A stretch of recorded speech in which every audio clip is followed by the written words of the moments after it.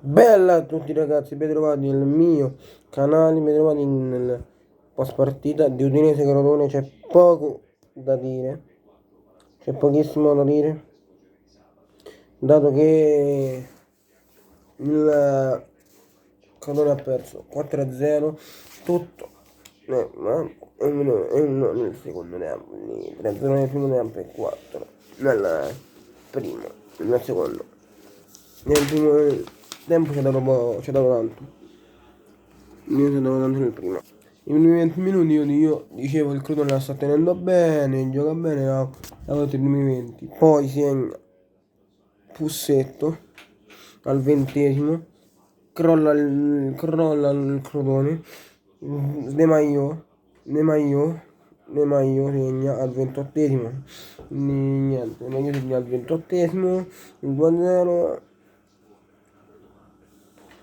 Poi al 41esimo rigore che secondo me è stato regalato perché Succes